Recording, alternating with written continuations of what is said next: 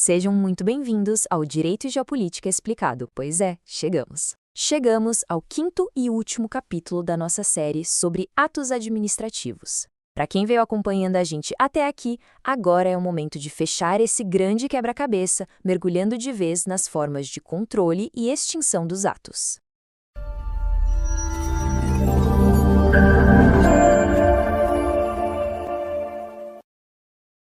Exato. Dando continuidade direta à nossa conversa anterior, a gente vai agora para os mecanismos que tanto a administração pública quanto o judiciário usam para fiscalizar e corrigir as próprias decisões. Com isso, a gente finalmente conclui o mapa completo que viemos desenhando sobre o assunto. Então, só para a gente relembrar e partir do mesmo ponto, no encontro passado nós estabelecemos as bases, os pilares dos atos.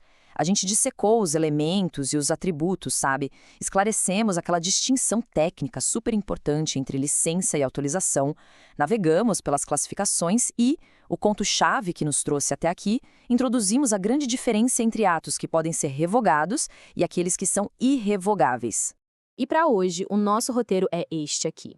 A gente começa com o que eu chamo de duelo central, anulação versus revogação. Depois vamos dar uma olhada em outras formas de extinção que também existem.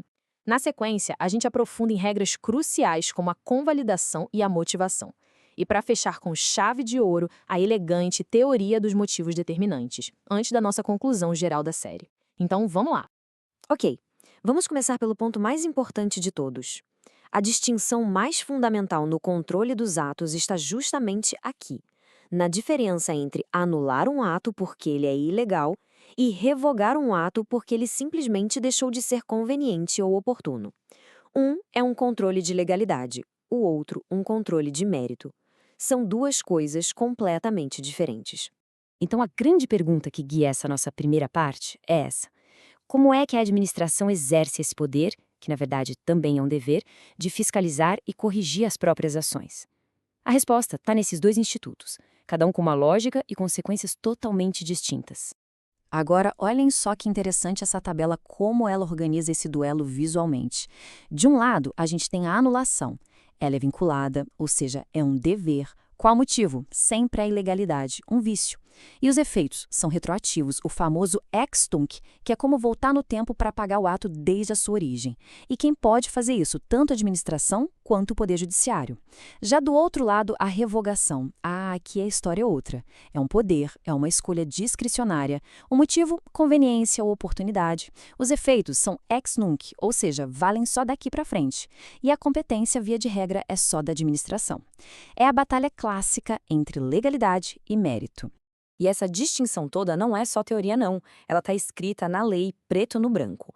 O artigo 53 da Lei do Processo Administrativo Federal é claríssimo. A lei usa o verbo deve para anulação, reforçando que é uma obrigação diante de algo ilegal, e usa pode para revogação, indicando que aí sim existe uma margem de escolha, a tal da discricionariedade do gestor.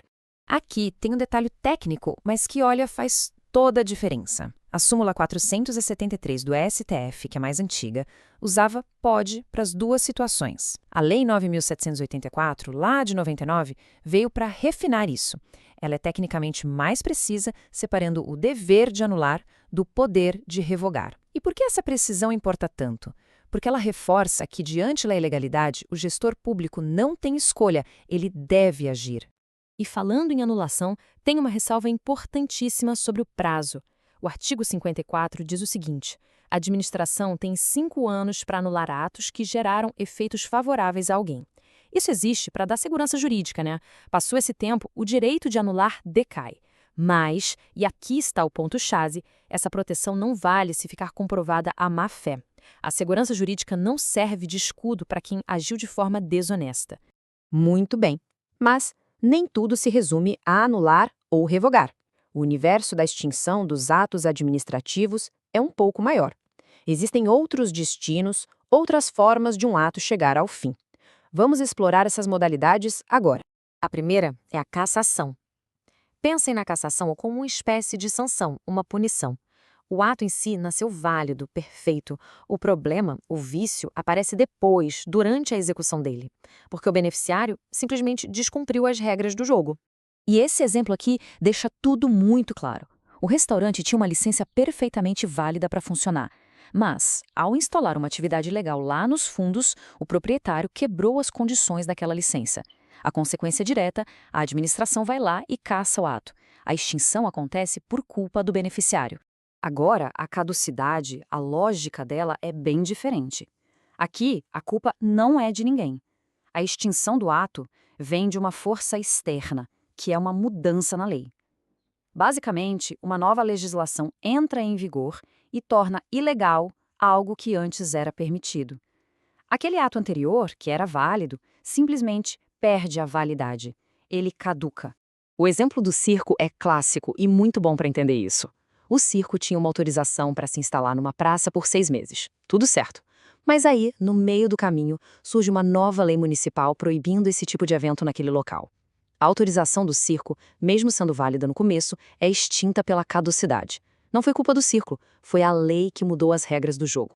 E para a gente fechar esse quadro, temos as formas mais, digamos, óbvias. A extinção natural, que é quando o ato simplesmente cumpriu seu objetivo ou o prazo dele acabou, e a renúncia, quando o próprio beneficiário do ato decide, por vontade própria, abrir mão daquele direito que ele recebeu. Certo, agora a gente entra numa parte um pouco mais técnica, mas que é o coração do dia a dia da administração. A ideia aqui é a seguinte: nem todo ato que nasce com um defeito precisa ser demolido, jogado fora.